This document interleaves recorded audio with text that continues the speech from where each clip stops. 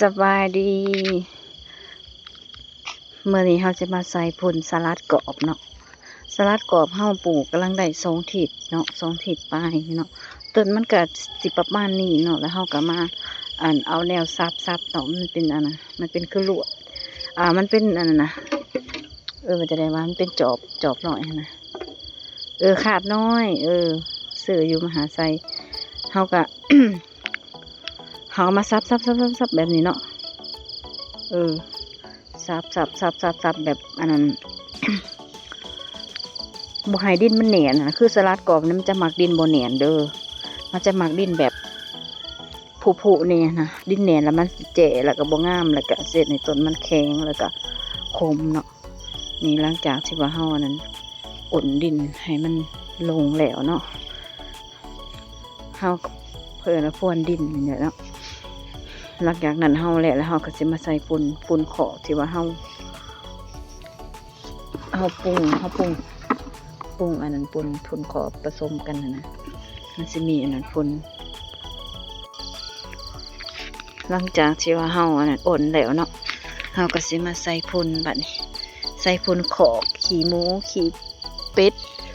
ขี้งัวเฮามาผสมกันเนาะแล้วก็แกะเผาเฮาผสมกันแล้วเฮาก็มาใส่เนาะ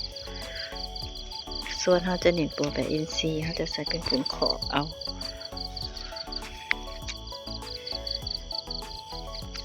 วิธีเห็ดในผักงามเนาะเดี๋ยวเขาสิมาอัปเดตผักสิว่ามันงามมันใหญ่เด้อตอนนี้ผักมันยังน้อย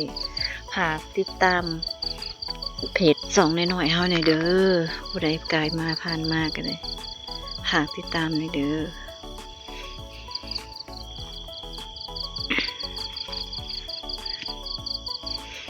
เราก็ต้องมาใส่แบบนี้เนาะ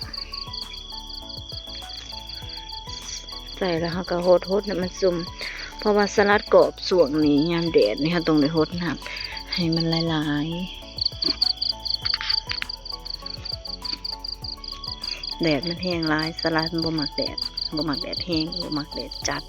มันมาคมแบบพอดีอย่างดีอากาศหนาวเพื่อนแห้งงามสลัดอากาศหนาวส่วนเราจะเห็ดส่วนหลายจะเป็นเน้นแบบอินทรีย์แล้วก็ปลูกเผื่อพวกผักเนาะผักผสมผสานเนาะผักบัวหอมโป่งผักสลัดผักบุ้งผักอย่างต่างๆของป่นเนาะเขาจะปลูกผสมผสานเดี๋ยวเขาจะเบิ่งภาพให้เบิ่งภาพรวมเนาะผักข้าวซุ่มมันยังหน่อยเดี๋ยวเขาจะมาอัปเดตให้เบิ่งเด้อผักติดตามในเด้อ